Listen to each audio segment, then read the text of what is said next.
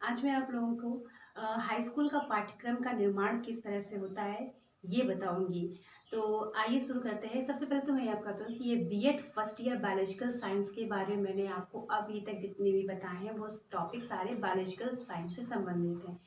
तो मैंने आप लोगों को पिछले वीडियो में ये बताया था कि ये जो हमारा भारतीय शिक्षा आयोग है, उसने ही पाठ्यक्रम को विभिन्न कक्षाओं के आधार पर विभाजित किया।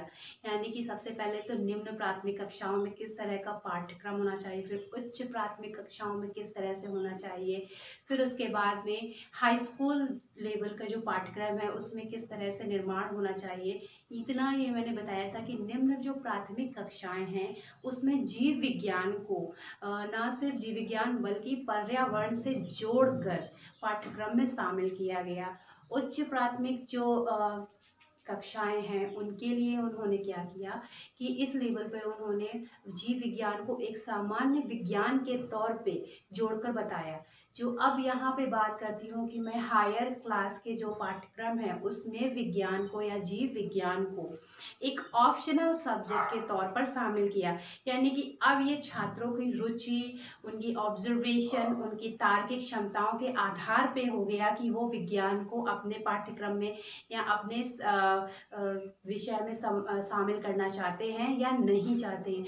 तो इस आधार पर भी विज्ञान को, जीव विज्ञान को एक अलग पाठ्यक्रम के निर्माण किया गया। तो आज मैं आप लोगों को ये बताऊंगी कि हाई स्कूल का किस तरह से पाठ्यक्रम का निर्माण किया गया, जो जीव विज्ञान के पाठ्यक्रम का निर्माण किया गया, जो छात्रों के लिए बहुत ही उपयोगी है। उसी आधार पे छात्रों को पूरे वर्ष भर पढ़ाया जाता है, और ना सिर्फ पढ़ाया जाता है बल्कि इसी आधार पर जो एग्जाम होते हैं, जो प्रश्न पत्र बनता है, इसी बातों को ध्यान में रखकर प्रश्न पत्र बनाया जाता है। तो आइए शुरू करते हैं कि जीव विज्ञान का पाठ्यक्रम हाई स्कूल की कक्षाओं के लिए किस प्रकार का होना चाहिए। तो यहाँ पे अगर मैं सबसे पहले बात करूं कि हाई स्कूल कक्षा का पाठ्यक्रम कैसा है, तो प्रथम प्रश्न पत्र प्राणी विज्ञान। यहाँ पे हम लोग प्राणी विज्ञान को एक ये भी ध्यान रखना कि प्राणी विज्ञान को यहाँ पे जूलॉजी भी बोलते हैं, जूलॉजी या जंतु विज्ञान। प्राणी यानी कि जीव, जंतु विज्ञान यानी कि जूलॉजी।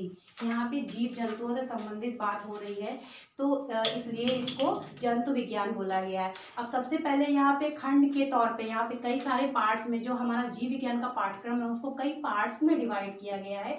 तो सबसे पहले ये फर्स्ट पार्ट है, क्योंकि ये पार्ट बहुत सारे हैं और बहुत बड़ा भी है। ये जो आपका प्रश्न पत्र का निर्माण किया गया है, यहाँ पे ये जो पाठ्यक्रम का निर्माण किया गया है जीव विज्ञान का, ये बहुत बड़ा है, कई पार्ट्स में डिवाइडेड है। तो इसलिए मैं आपको इन पार्ट्स को कई वीडियोस में बताऊंगी, क्योंकि एक वीडियो में आना या बता पाना बहुत ही असंभव है। अगर मैंने एक वीडियो में बता भी दिया ये सारे पार्ट्स को एक साथ, तो उसका जितना भी पाठ्यक्रम का निर्माण है वो शायद शॉर्ट हो जाएगा और आपके समझ में ना आए। तो इसलिए मैंने ये जो पाठ्यक्रम का निर्माण किया गया है कई पार्ट्स में किया गया है, तो उन्हीं पार्ट्स के आधार पे मैं आपके लिए अलग अलग वीडियोस पार्ट्स में बनाऊंगी। तो यहाँ पे अगर सबसे पहले मैं बात करूँ कि खंड 1 है जो सामान्य है, यानी कि जीव विज्ञान, सामान्य जीव विज्ञान। यहाँ पे अगर मैं बात करूँ सामान्य जीव विज्ञान, ठीक है। तो यहाँ पे ये बताया गया है कि सामान्य जीव विज्ञान क्या होता है, किस तरह से जीव विज्ञान का निर्माण हुआ। यानी कि जीव विज्ञान में सभी तरह के जीव जंतु पेड़ पौधे सब शामिल है, ठीक है।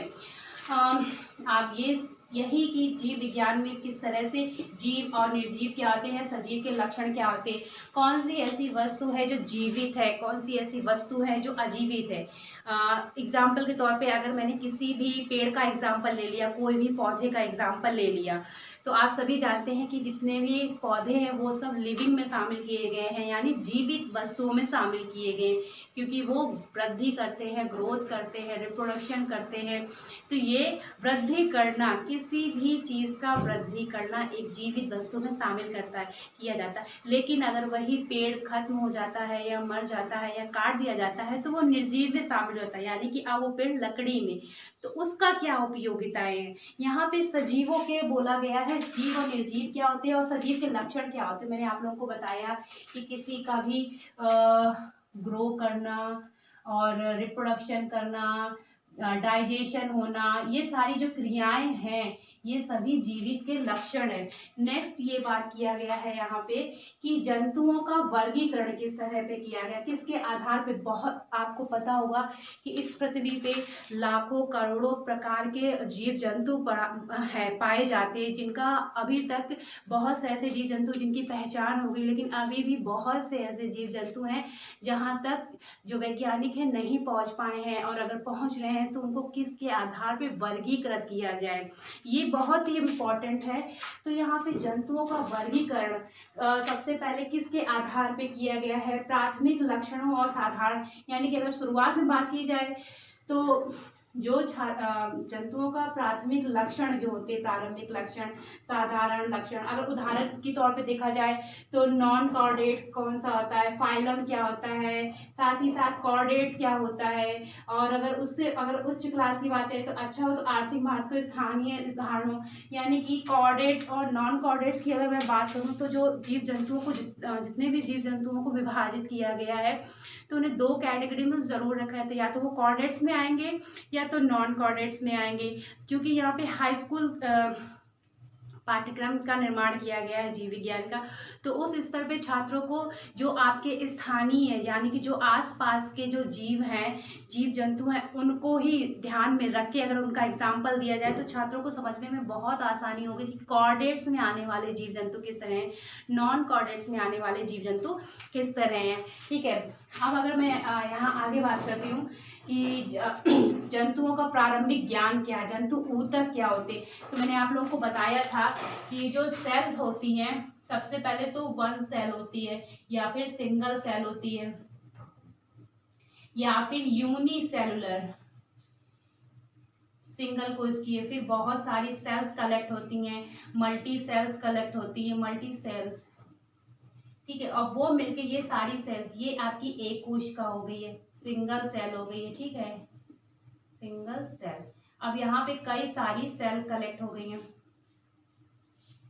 ठीक है, ये सब आपस में ही रिप्रोडक्टिव होती है, यानी आपस में ही बनती रहती हैं। तो ये यहाँ पे मल्टी सेलुलर कह रहे हैं इसे, मल्टी। अब ये मल्टी सेलुलर ही बनाती हैं हमारी टिश्यूज, यानी कि बहुत सारी जो कोशिकाएं होती हैं आपस में मिलकर बनाती हैं कोशिका, टिश्यूज बनाती हैं, ऊतक बनाती हैं।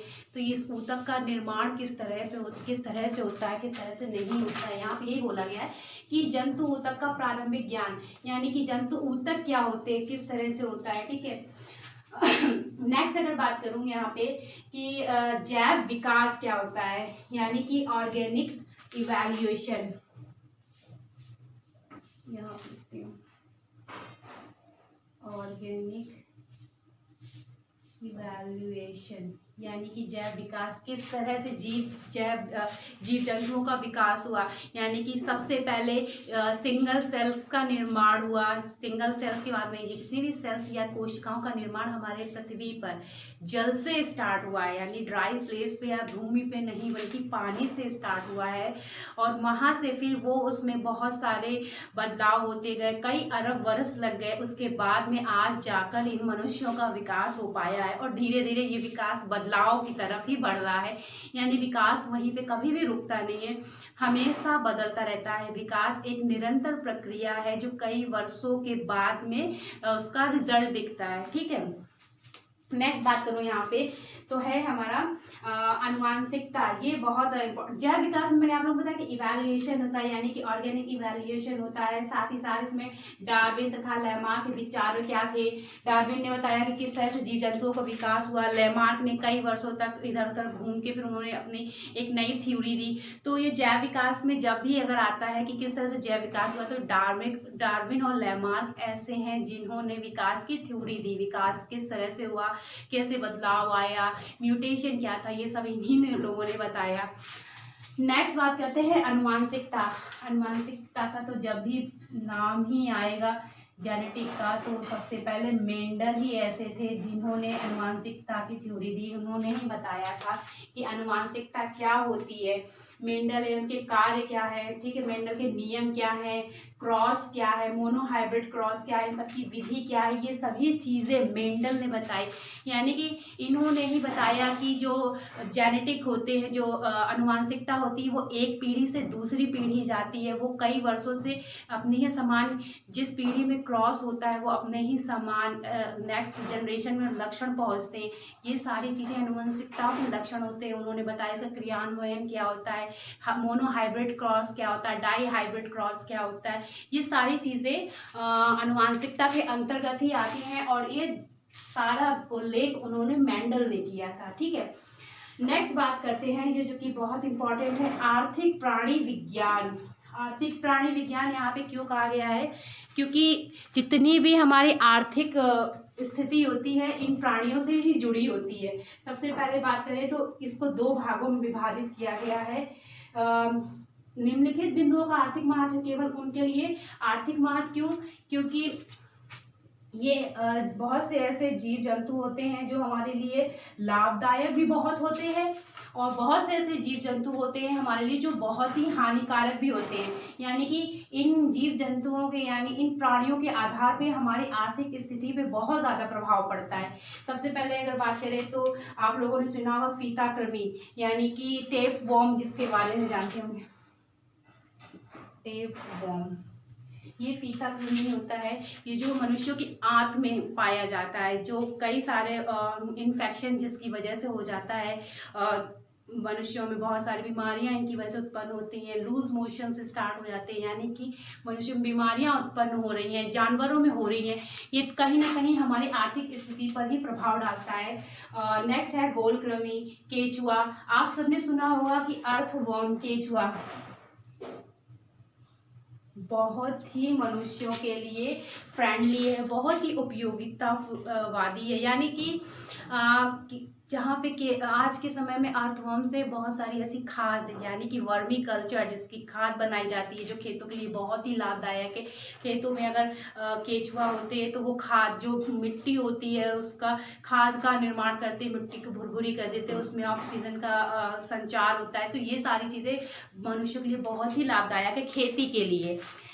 नेक्स्ट अगर बात करते हैं यहाँ पे कि केचुए के बाद में आता है मच्छर। मच्छरों से बहुत सारी बीमारियां होती हैं जो कि बहुत ही हानिकारक प्रभाव छोड़ती हैं। टिड्डी आप सबने सुना होगा कि ग्रास होपर या फिर लोकस, ये आज के समय में टिड्डी तो इतना ज़्यादा मनुष्यों की आर्थिक स्थिति पर प्रभाव डाल रहा है कि जो खेती करते हैं वो टिड्डी एक साथ झुंड में रहते हैं, और एक झुंड में लाखों करोड़ों टिड्डियाँ होती हैं जो एक समय में जिस खेत से होकर गुजरती हैं पूरी की पूरी फसल को ही नष्ट कर देती हैं, खा जाती हैं, तो बहुत ही हानिकारक है। नेक्स्ट है रेशम का कीड़ा। रेशम का कीड़ा मनुष्यों के लिए बहुत ही उपयोगितावादी, यानी कि रेशम से बहुत सारी चीज़ें बनाई जाती है, कपड़े बनाए जाते हैं, बहुत से ऐसी उपयोगी चीज़ें बनाई जाती है रेशम से, जो बहुत ही इंपॉर्टेंट है, ये मनुष्यों के लिए बहुत ही लाभदायक है रेशम का कीड़ा। नेक्स्ट है लाख का कीड़ा। लाख के कीड़े से भी बहुत सारी उपयोगिता, यानी कि चूड़ियाँ जो बनती हैं, या फिर उससे और भी बहुत सारी ऐसी ग्रीस का उपयोग होता है। उस लाख के कीड़े में ऐसी एक चीज़ पाई जाती है। सबसे और फिर है दीमक। दीमक तो आप सभी को पता होगा कि कितना नुकसान करती है। वो ना सिर्फ फसलों को खा जाती है बल्कि लकड़ी की जितनी भी चीज़ें होती हैं उन सबको खा जाती है, चाट जाती है, जो बहुत ही नुकसानदायक है। मधुमक्खी पालन, आप सब जानते हैं मधुमक्खी कितनी इम्पॉर्टेंट है मनुष्यों के लिए। मधुमक्खी के ज़रिए ही तो परागकण होता है, मधुमक्खी के ज़रिए उसे शहद प्राप्त होता है। मधुमक्खी है जो बहुत सारी ऐसी लाभदायक उसमें चीज़ें हैं जो हमको प्राप्त होती है। नेक्स्ट अब बात करें कि हानिकारक चूहा, खटमल, ये सभी ऐसी चीज़ें हैं। मधुमक्खी हो गया, खटमल हो गया, तोता हो गया, चूहा, ये सभी हमारे ऐसे प्राणी हैं जो आर्थिक स्थिति पर ही प्रभाव डालते हैं, यानी कि या तो उनसे लाभ होता है या हानि होता है। अब यहाँ पे बात करते हैं जंतुओं की उपयोगिताएं। ऐसे कौन कौन से जंतु हैं जो मनुष्यों के लिए बहुत ही ज़्यादा लाभदायक है ना। ऐसे यहाँ पे ये नहीं है कि यहाँ पे मैंने बोला कि जंतु की जो उपयोगिताएं हैं, सबसे पहले आर्थिक प्राणी विज्ञान। आर्थिक प्राणी विज्ञान वो जीव जंतुओं को शामिल किया गया जो हानिकारक या लाभदायक दोनों में से कुछ भी हो सकते हैं, सूक्ष्म जीव जंतु हैं।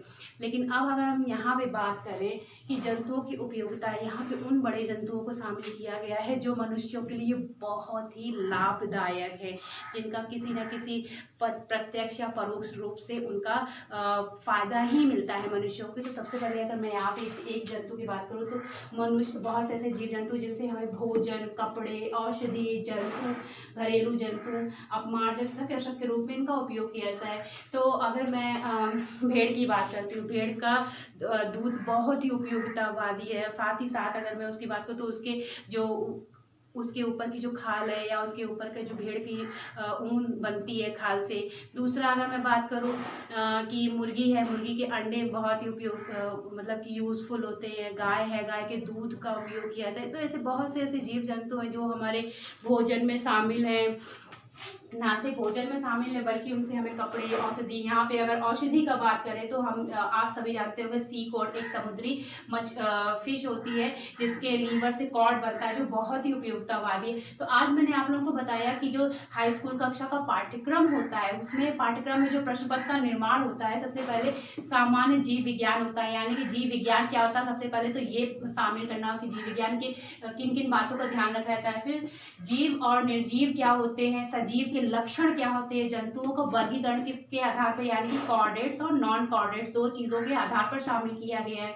नेक्स्ट अगर बात करें जंतु ऊतक का प्रारंभिक ज्ञान क्या है, जैव विकास यानी कि ऑर्गेनिक इवैल्यूएशन, जंतुओं का विकास कहाँ से शुरू हुआ, कहाँ से जीव जंतु की नींव हुई जो आज इतना बदलाव होने के बाद में इतनी सारी विविधताएं हैं जंतुओं में। आनुवांशिकता क्या होती है, इसके लक्षण क्या होते हैं, आर्थिक प्राणी विज्ञान क्या होता है, जंतुओं की उपयोगिताएं क्या होती हैं। तो ये सभी चीज़ों का ध्यान में रख के हाई स्कूल कक्षा का पाठ्यक्रम का निर्माण किया गया। ये बात मैंने बताया था कि ये खंड 1 है। अब इसके बाद में मैं आप लोगों को खंड 2 के बारे में बताऊंगी। तो आई होप जितना मैं बताया आप लोगों को समझ में आ गया होगा। Thank you.